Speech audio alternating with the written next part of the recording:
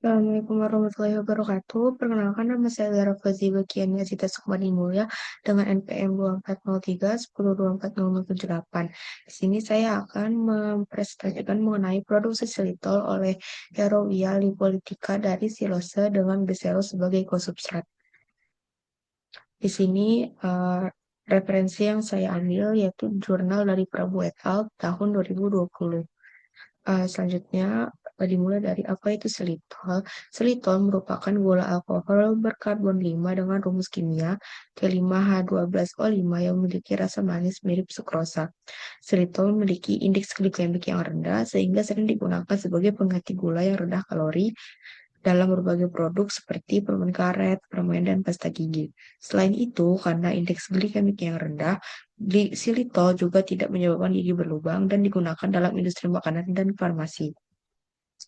Selanjutnya, pada jurnal yang saya kutip ini, substrat yang digunakan adalah pure glycerol atau glycerol yang mengandung 99% glycerol murni.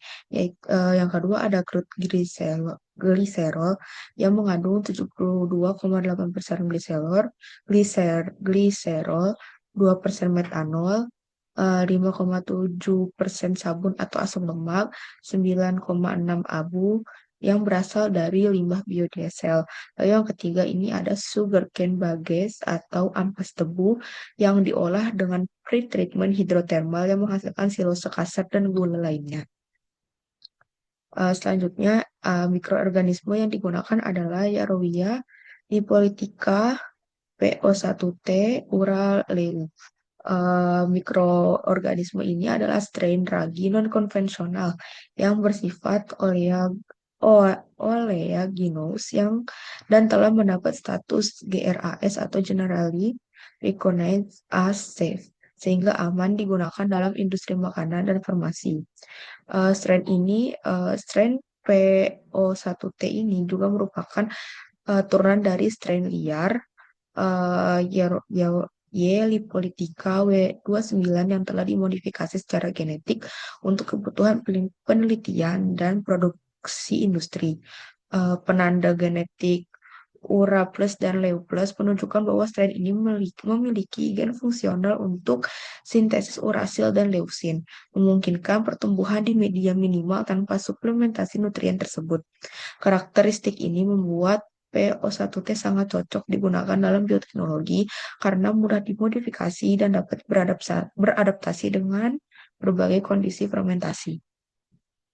Selanjutnya di sini ada proses produksi xylitol. Yang pertama adalah persiapan bahan dan inokulasi. Pada fase awal, Yarowia lipolitica ditumbuhkan dalam medium cair yang mengandung glycerol sebagai sumber karbon utama serta nutrien lengkap seperti YNB atau yeast nitrogen base, NH4Cl, dan fosfat buffer.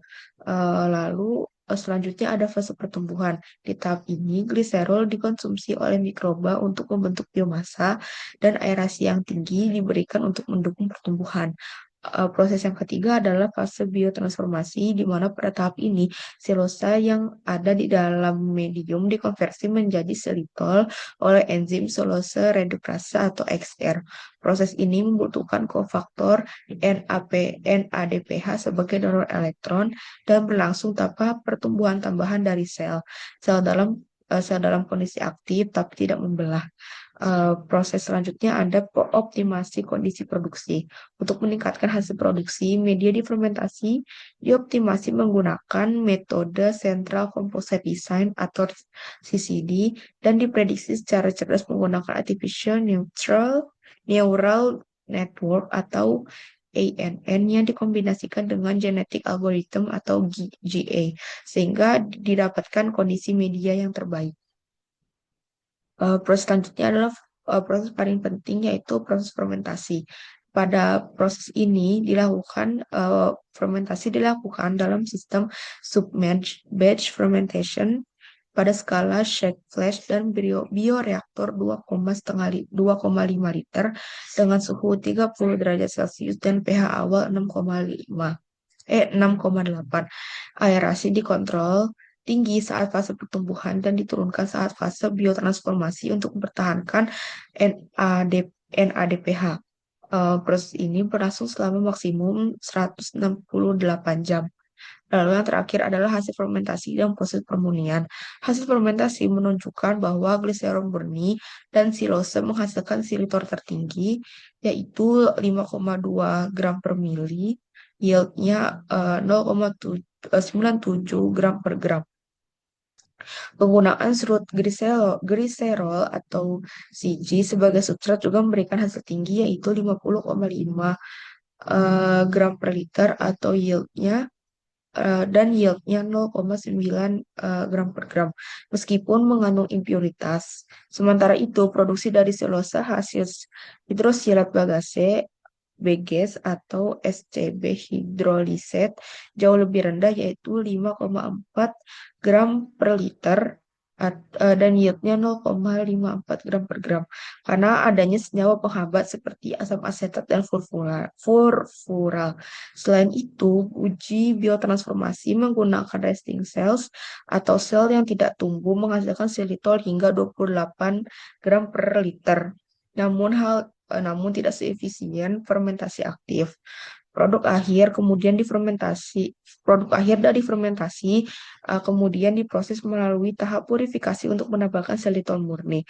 Langkah-langkahnya dalam pemurnian ini adalah dengan perlakuan arang aktif atau activated charcoal untuk menghilangkan warna dan pengotor, diikuti dengan presipitasi etanol untuk memisahkan sisa senyawa lain, dan terakhir dikristalisasi pada suhu minus 20 derajat Celcius selama 72 jam.